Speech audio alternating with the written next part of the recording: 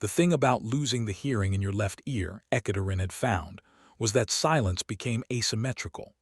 The world arrived on one side of her head full and complicated, and on the other side it arrived like a rumor, partial, uncertain, requiring interpretation. She had spent 12 years learning to fill in the gaps with context. She had become, her diplomatic supervisor once told her, the best guesser in the foreign liaison division. He had meant it as a compliment. She took it as one. The Vel'Shara Royal Court did not accommodate guesswork.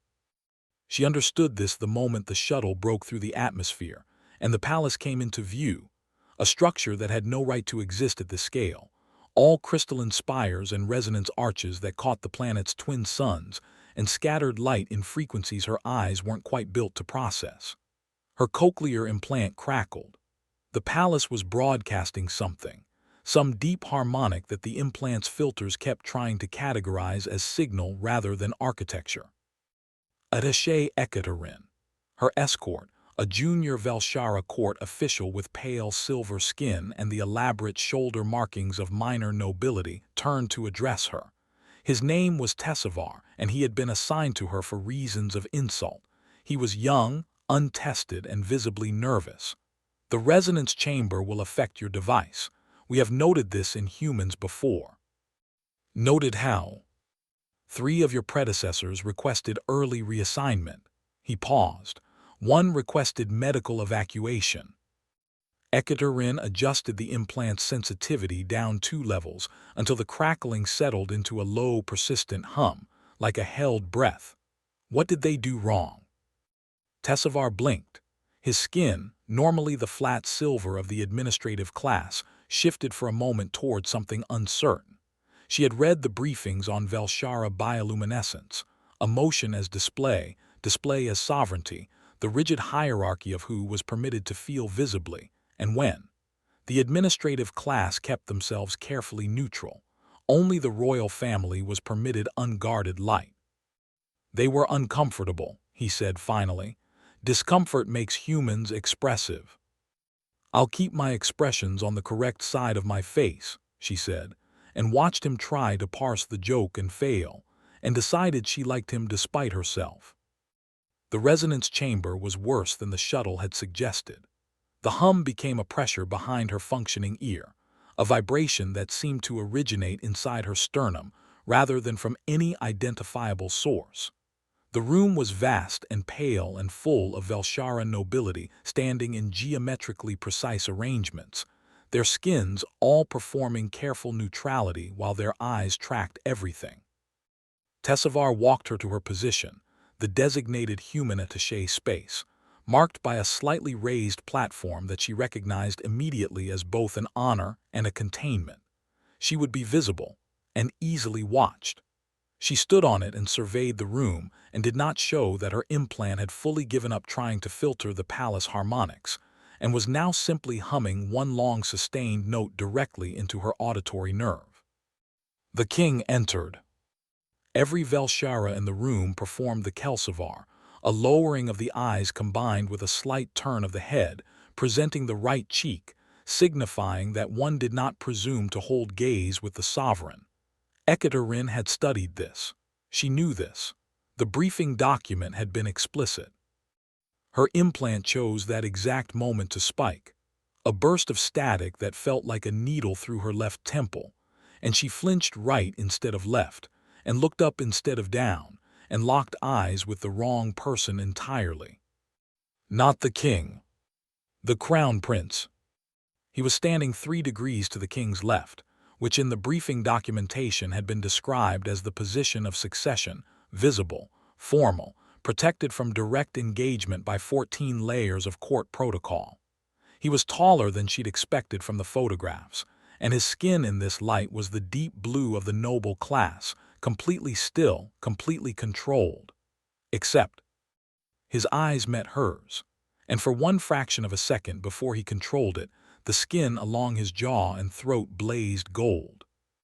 The silence in the room changed character. Tessavar appeared at her elbow with the particular velocity of a man who very much wishes he were somewhere else. "Attaché," he said very quietly, You must look away." She looked away. The ceremony continued. The king did not acknowledge the breach. The court did not acknowledge the breach. The crown prince did not look at her again. But she had seen the gold. Afterward, in the small reception corridor while the court dissolved into procedural clusters, Tessavar delivered the formal language of consequence. She had violated the protection of the sovereign gaze, a Category 2 court infraction, requiring review by the Office of Protocol, which would convene in 3 days to determine whether her credentials should be revoked. "I understand," she said. "Attaché," he hesitated. His skin shifted very slightly toward the uncertain color she'd seen before. "The Crown Prince spoke to the office before I reached you. He has characterized the incident as a medical event related to your device. He has asked that the review be delayed pending medical documentation." Ekaterin looked at him for a long moment. Why would he do that? Tessavar's skin went very carefully neutral. "I don't know," he said, which was the most diplomatic lie she had heard in 12 years of diplomatic service.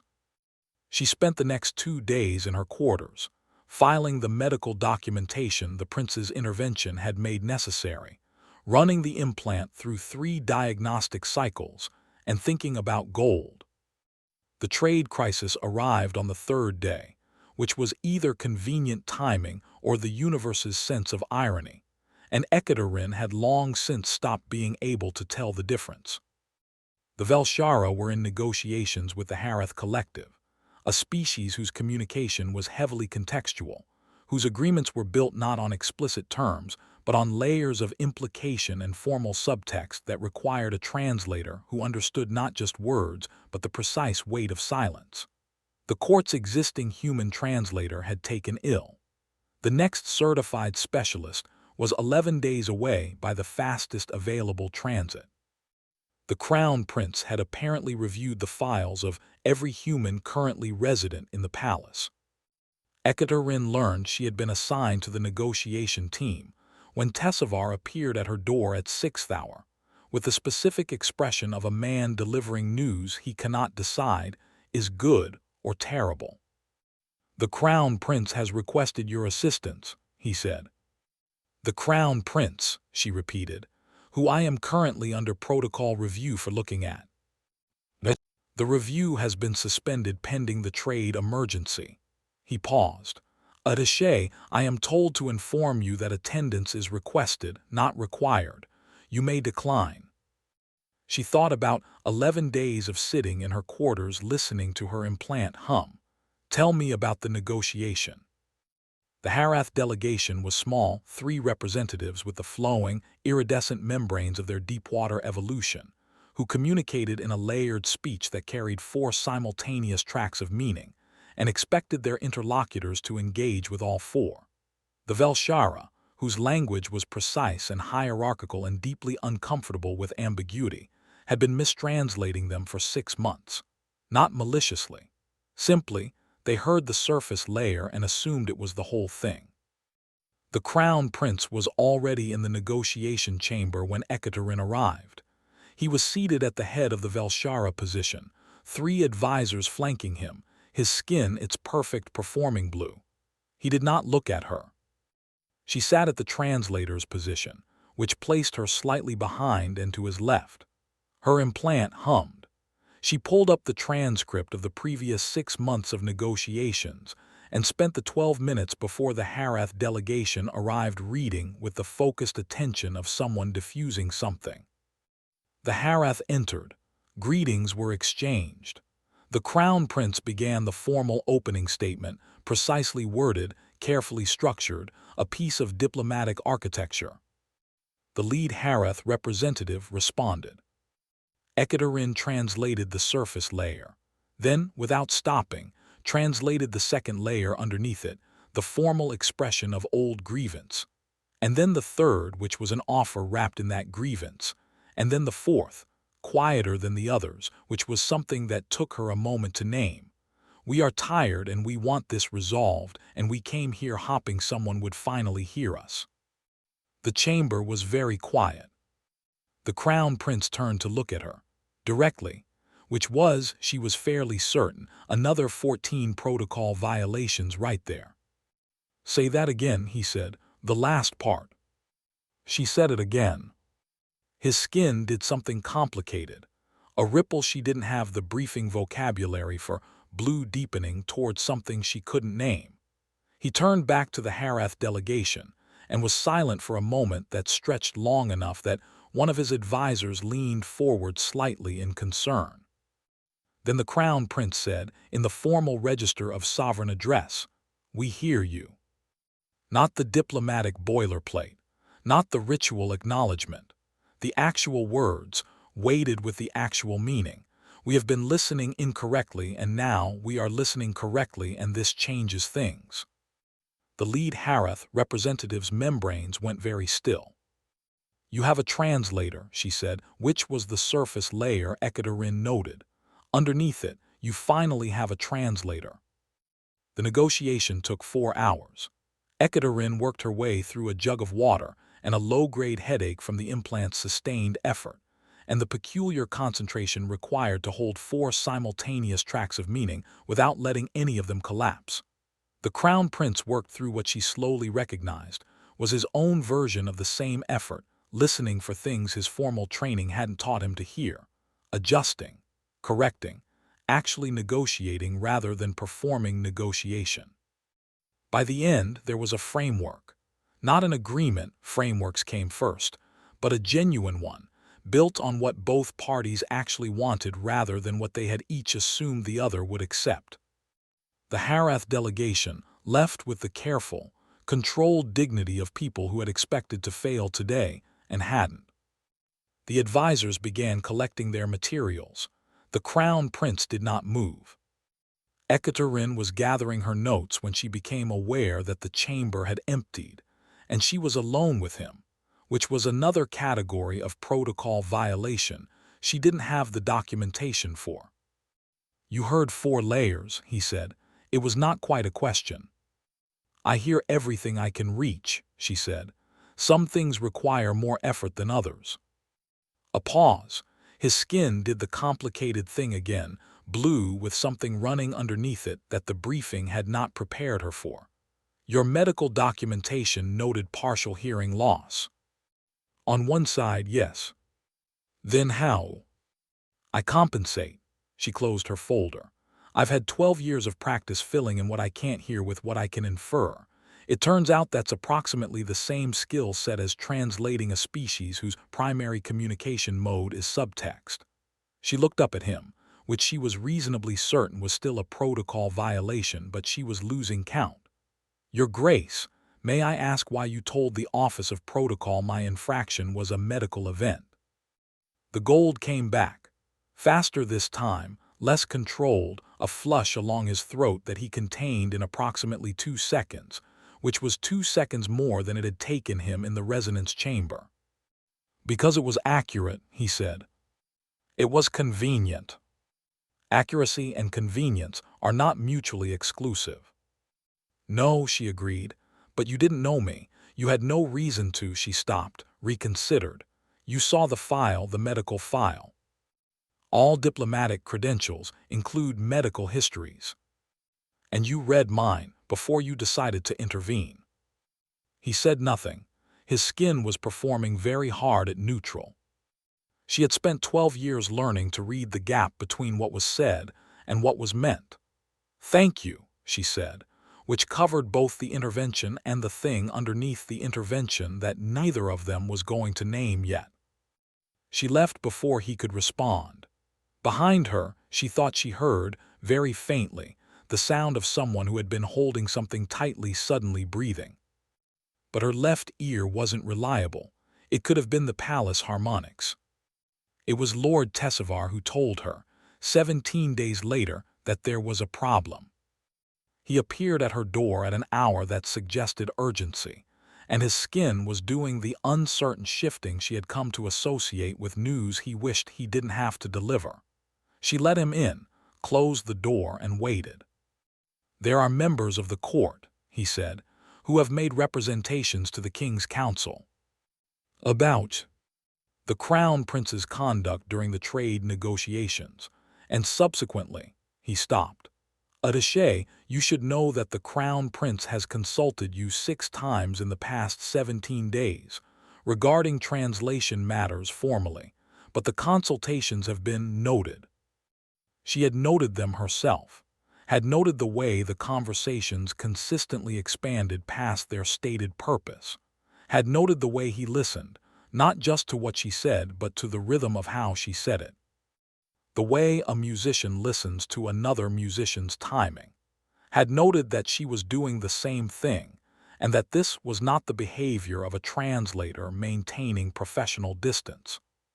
"What are the representations?" she said. Tusava's skin went carefully, painfully neutral. That the prince has experienced emotional contamination, that his judgment has been compromised by excessive engagement with a human whose perspective is structurally incompatible with his sovereign role. A pause. There will be a formal inquiry. The council will require the prince to demonstrate unaffected sovereignty. Which means he will be required to make a public judgment regarding your continued presence here. Tusava looked at the floor. Attaché, I have been in this court for 9 years. I want you to understand what I am telling you. The inquiry is designed so that the only demonstration of sovereignty that will satisfy the council is your expulsion. The palace hummed around her. Her implant hummed back.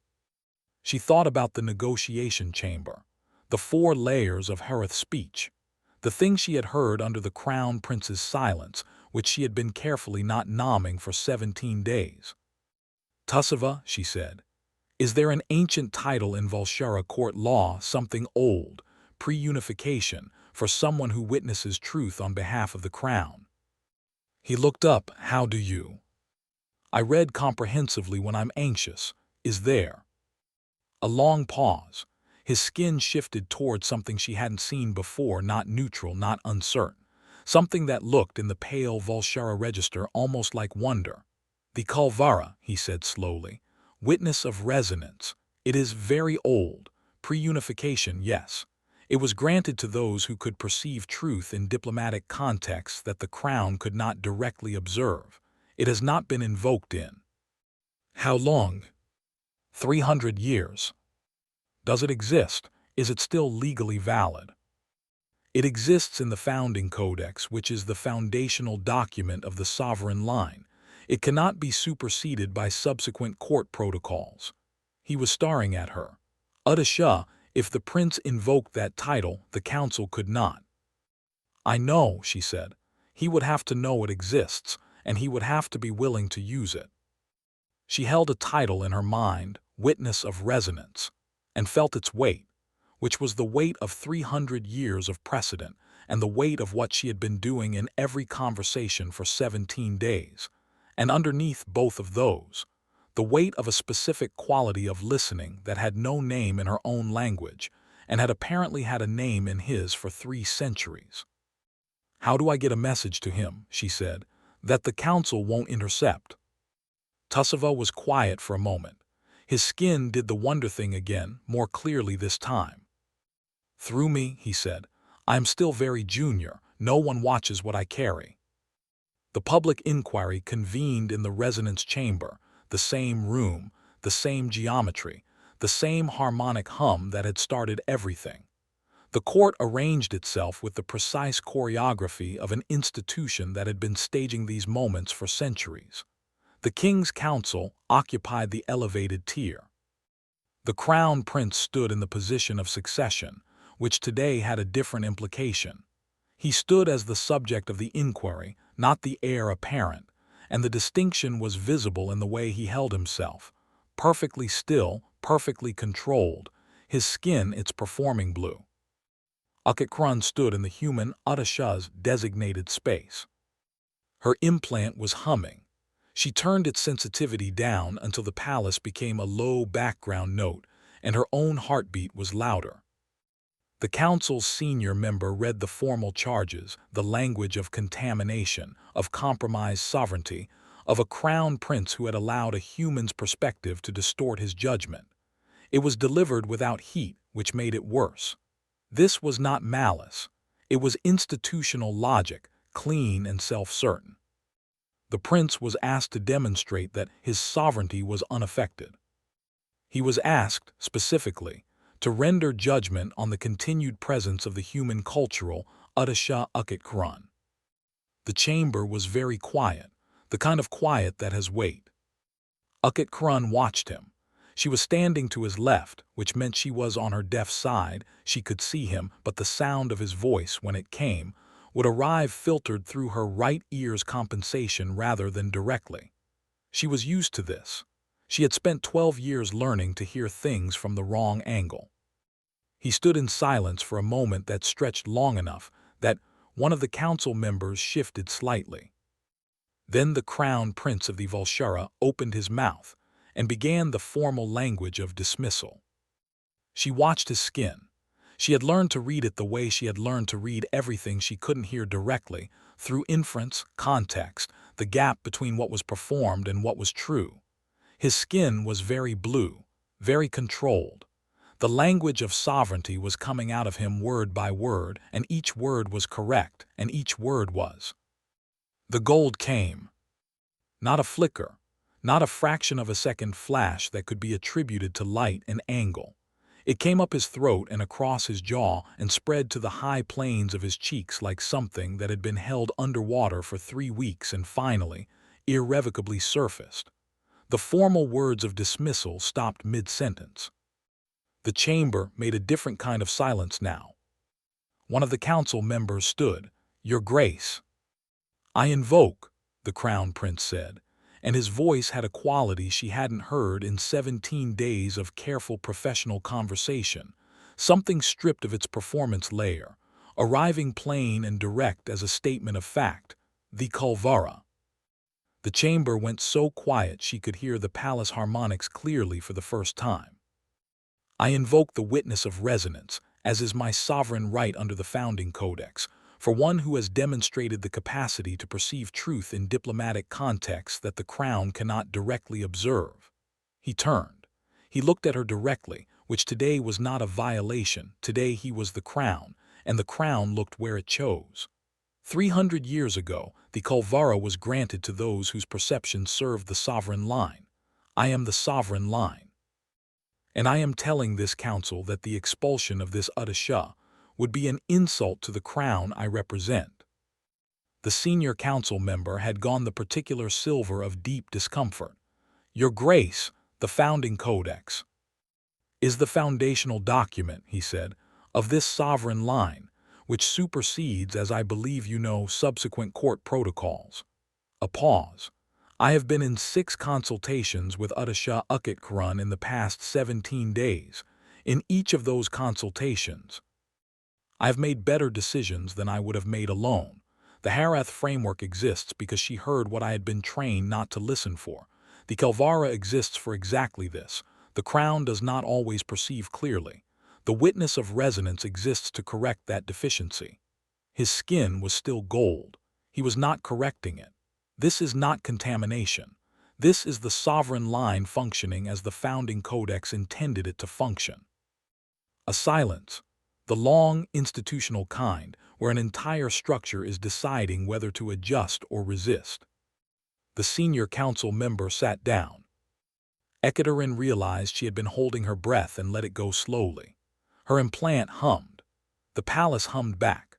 Across the room, a junior court official whose name was Tessavar was doing an extremely good impression of a person looking at nothing in particular while his skin performed something that she was fairly sure, in another species, would have been described as delight. The crown prince walked across the resonance chamber toward her, which was another violation, probably, or else the creation of a new precedent. She was increasingly unclear on which was which. He stopped an arm's length away and extended his hand, palm up, an offer, not a command. His skin was gold, steady gold held deliberately without correction. She looked at his hand for a moment, and at the 300 years of precedent it was asking her to step into, and at the court that was watching and would keep watching and would require both of them to be impeccable in everything that followed. She thought about 12 years of learning to fill in what she couldn't hear. She thought about 4 layers of meaning in a single sentence. She thought about the specific quality of his listening, which had no name in her language and had apparently been waiting 3 centuries in his. She put her hand in his. His fingers closed around hers, careful, deliberate, the hold of someone who had made a decision and intended to keep it. His skin against hers was warm. She hadn't expected that. The briefings hadn't mentioned that. "Witness of resonance," he said quietly, just to her. The court could see the gesture, only she was close enough to hear the words. "Your Grace," she said. "Shenvor," he said. She looked up at him on purpose, this time with full knowledge of what she was doing. "Shenvor," she said. His skin stayed gold, warm and steady and unhidden for the first time in his life, in front of every person in the room.